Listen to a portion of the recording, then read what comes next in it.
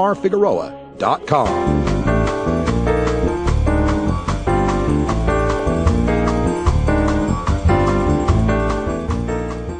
Now it's time for your 420 Radio News for Friday, April 5th, 2013. I'm Russ Belville. Sharing marijuana joints legal, but growing pot is still a crime. This from CBS Boston. The Massachusetts State Supreme Judicial Court has ruled that sharing a marijuana cigarette is not a crime under the law that decriminalized possession of less than an ounce of the drug, but cultivation is illegal.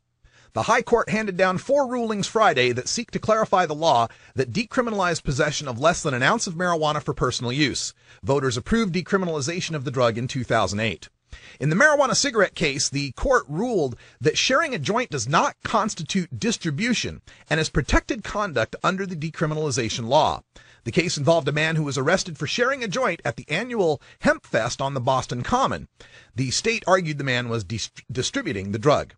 In 2 of the other cases, both of which involved guns seized during traffic stops, the court found that charges stemming from vehicle searches following the discovery of a small amount of marijuana should be thrown out because possession of an ounce or less of the drug is a civil infraction, not a crime. Welfare drug testing bill headed to Governor Brownback's desk. This from kansascity.com.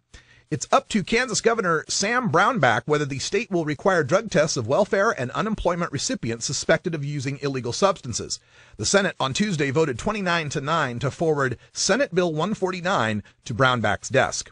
It allows the state to require drug tests whenever there is a reasonable suspicion that someone getting welfare or unemployment benefits is using drugs. That could be triggered by someone's demeanor, missed meetings, police records, or if they fail tests with a prospective employer. Those who fail would temporarily lose their benefits and have to attend drug treatment and job training courses paid for by federal and state funds.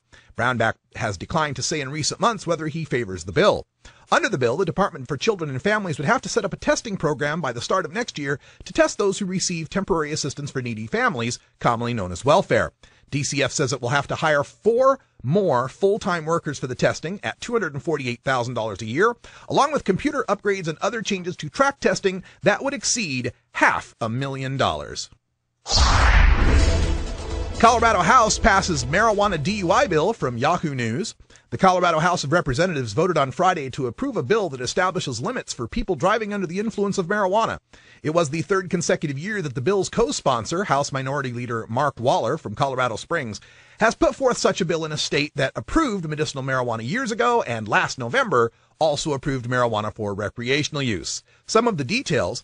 The Colorado House GOP stated that House Bill 1114 works similar to blood alcohol limits for drunk drivers, setting a limit of 5 or more nanograms of Delta-9 THC present in a milliliter of whole blood for a driver to be considered under the influence of marijuana.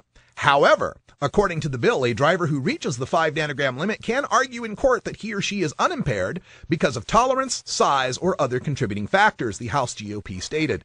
This permissive inference addresses a concern of medical marijuana users who are chronically above the 5 nanogram limit but function as if sober.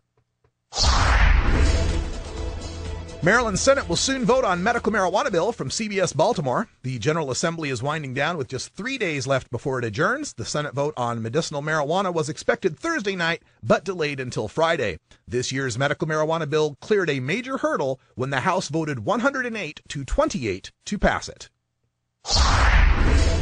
Report, Auburn kept failed test for synthetic drugs secret from usatoday.com. At least a dozen members of Auburn's 2010 championship team tested positive for synthetic marijuana, known popularly as spice, and the university decided to keep the results secret, according to an ESPN report. According to the report, a dozen student athletes on Auburn's 2010 team, including running back Michael Dyer, tested positive for the drug. Because the school did not begin testing for synthetic marijuana until after the season was over, the investigation found that as many as another 12 seniors on the team used the drug, but were never caught before exhausting their eligibility. ESPN's investigation highlights Coach Chiswick and the athletic director Jay Jacobs' decision to keep the news of the multiple failed drug tests secret, even from the parents of the players in question. These latest allegations of misconduct within Auburn's football program come one day after several ex-players described instances of grade tampering, cash payments, and recruiting violations in a story by former New York Times and Sports Illustrated columnist Selena Roberts. The Tigers beat Oregon 22-19 to win the national title in 2010.